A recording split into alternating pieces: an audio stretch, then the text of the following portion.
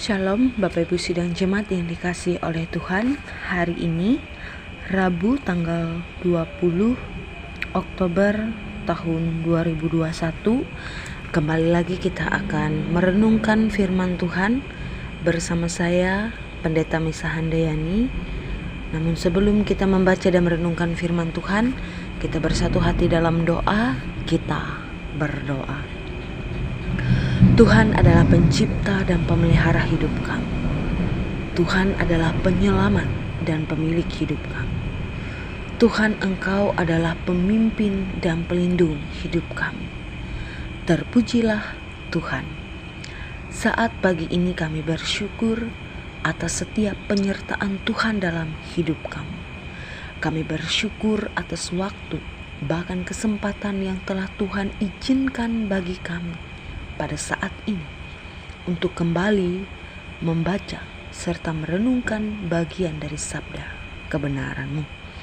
Kiranya firman-Mu yang akan kami renungkan ini mampu memberi pegangan dan kekuatan bagi hidup kami dalam menghadapi tantangan, pergumulan, bahkan persoalan dalam kehidupan kami. Oleh sebab itu, urapi kami dengan kuasa Roh Kudus-Mu dan berfirmanlah bagi kami. Dalam nama Tuhan Yesus kami berdoa. Amin. Pembacaan Alkitab untuk kita pada saat pagi hari ini diambil dari Yohanes pasal 13 ayat yang pertama sampai dengan ayat yang ke-17 di bawah judul perikop Yesus membasuh kaki murid-muridnya, demikian bunyinya. Sementara itu sebelum hari raya Paskah mulai, Yesus telah tahu bahwa saatnya sudah tiba untuk beralih dari dunia ini kepada Bapa. Sama seperti Ia senantiasa mengasihi murid-muridnya, demikianlah sekarang Ia mengasihi mereka sampai kepada kesudahannya. Mereka sedang makan bersama dan iblis telah membisikkan rencana dalam hati Yudas Iskariot, anak Simon, untuk mengkhianati Dia. Yesus tahu bahwa Bapanya telah menyerahkan segala sesuatu kepadanya dan bahwa Ia datang dari Allah dan kembali kepada Allah. Lalu bangunlah Yesus dan menanggalkan jubahnya. Ia mengambil sehelai kain lenan dan mengikatnya pada pinggangnya. Kemudian Ia menuangkan air ke dalam sebuah basi dan mulai membasuh kaki murid-muridnya, lalu menyekanya dengan kain yang terikat pada pinggangnya itu. Maka sampailah kepada Simon Petrus. Kata Petrus kepadanya, "Tuhan, Engkau hendak membasuh kakiku?" Jawab Yesus kepadanya, "Apa yang kuperbuat engkau tidak tahu sekarang, tetapi engkau akan mengertinya kelak." Kata Petrus kepadanya, "Engkau tidak akan membasuh kakiku sampai selama-lamanya." Jawab Yesus, "Jikalau aku tidak membasuh engkau, engkau tidak mendapat bagian dalam aku." Kata Simon Petrus kepadanya, "Tuhan, jangan hanya kakiku saja, tetapi juga tangan dan kepalaku." Kata Yesus kepadanya, "Barang siapa telah mandi, ia tidak usah membasuh diri lagi, selain membasuh kakinya, karena ia sudah bersih seluruhnya. Juga kamu sudah bersih, hanya tidak semua, sebab Ia tahu siapa yang akan menyerahkan Dia. Karena itu Ia berkata, tidak semua kamu bersih." Sesudah Ia membasuh kaki mereka, Ia mengenakan pakaiannya dan kembali ke tempatnya. Lalu Ia berkata kepada mereka, "Mengertikah kamu apa yang telah kuperbuat kepadamu? Kamu menyebut aku guru dan Tuhan, dan katamu itu tepat, sebab memang akulah guru dan Tuhan. Jadi, jikalau aku membasuh kakimu, aku yang adalah Tuhan dan gurumu, maka kamu pun wajib saling membasuh kakimu. Sebab aku telah memberikan suatu teladan kepada kamu, supaya kamu juga berbuat sama seperti yang telah kuperbuat kepadamu.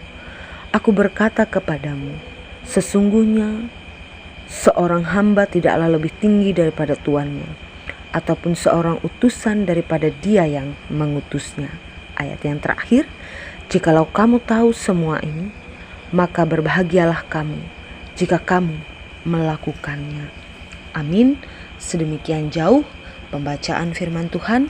Yang berbahagia ialah orang yang mendengarkan firman-Nya dan melakukannya dalam kehidupannya hari tiap hari.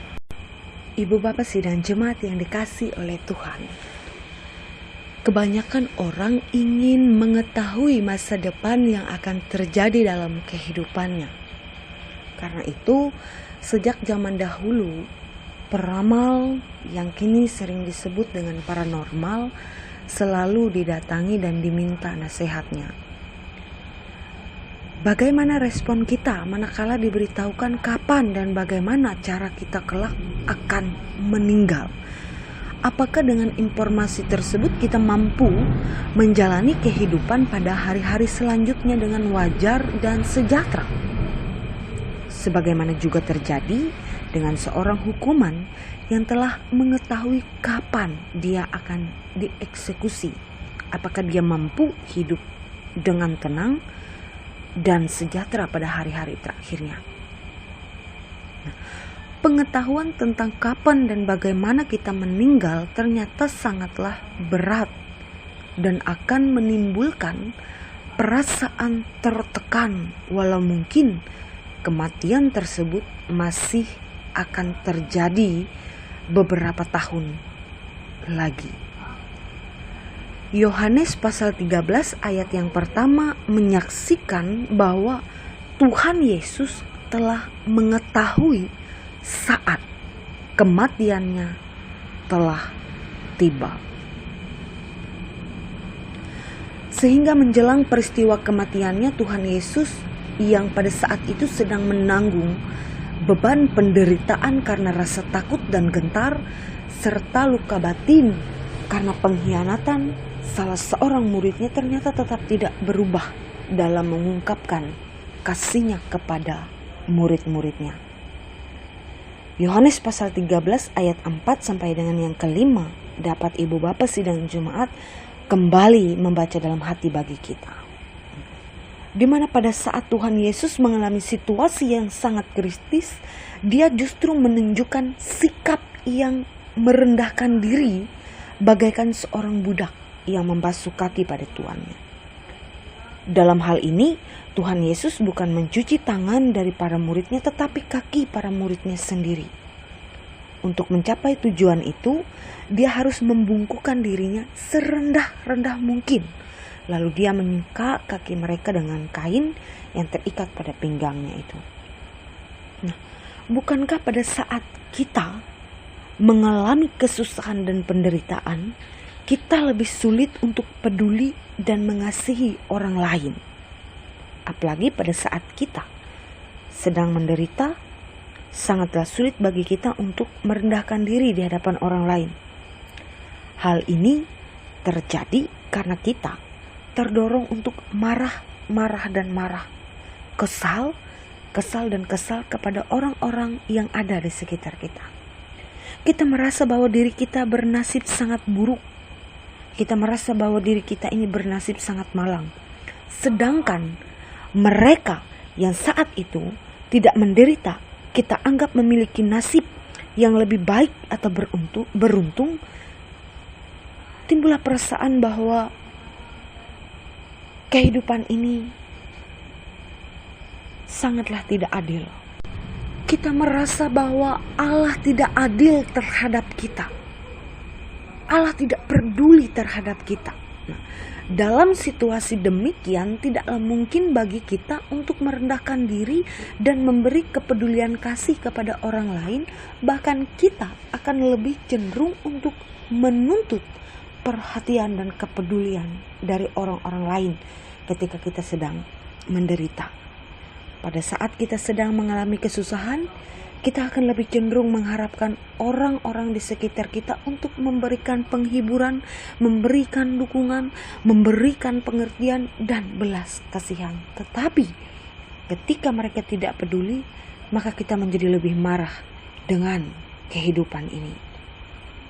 Bapak Ibu sidang Jemaat yang dikasihi oleh Tuhan, dengan tindakan Tuhan Yesus yang merendahkan diri tersebut, Sebagai wujud dari kasih-Nya, Dia juga bermaksud untuk mengajarkan kepada murid-muridnya ketika Dia kelak tidak lagi bersama dengan mereka. Dalam hal ini Tuhan Yesus mau mengajar kepada para murid-Nya agar mereka kelak senantiasa saling mengasihi dan saling merendahkan diri, pun juga bagi kita yang ada saat ini. Itulah sebabnya dalam Yohanes pasal yang ke-13 ayat yang ke-12, Tuhan Yesus berkata, "Mengertikah kamu apa yang telah kuperbuat kepadamu?" Gelar yang diberikan para murid bahwa Dia adalah guru dan Tuhan dimaknai secara baru oleh Tuhan Yesus. Dalam hal ini, gelar diri Yesus sebagai guru dan Tuhan bukanlah suatu gelar untuk menunjukkan suatu kekuasaan duniawi yang dipakai untuk memerintah dan merasa berhak memperoleh perhatian atau pujian dari orang lain. Tetapi gelar diri Yesus sebagai guru dan Tuhan dimaknai sebagai suatu gelar untuk mengungkapkan tindakan perendahan diri yang bersedia untuk melayani orang lain, walaupun yang dilayani ternyata tidak memberikan penghargaan sebagaimana yang diharapkan, bahkan mereka yang kemudian justru mengkhianati gurunya. Saudaraku yang dikasihi oleh Tuhan, kita sering gagal mendidik anak-anak kita. Kita sering gagal mendidik murid-murid kita. Bahkan kita pun sering gagal mendidik jemaat-jemaat kita untuk bersikap rendah hati dan saling mengasihi atau melayani. Kegagalan kita disebabkan karena kita hanya mengajar mereka dengan ajaran dan nasihat. Pada saat kita sedang mengalami kesulitan, pada saat kita sedang mengalami pergumulan hidup, kita justru memberi contoh yang buruk karena kita tidak menunjukkan kemampuan untuk berserah di dalam iman. Umumnya kita merasa telah cukup berhasil dalam memberikan pengajaran dan nasihat, tetapi kita sering gagal untuk menjadi teladan dalam pengertian yang sebenarnya.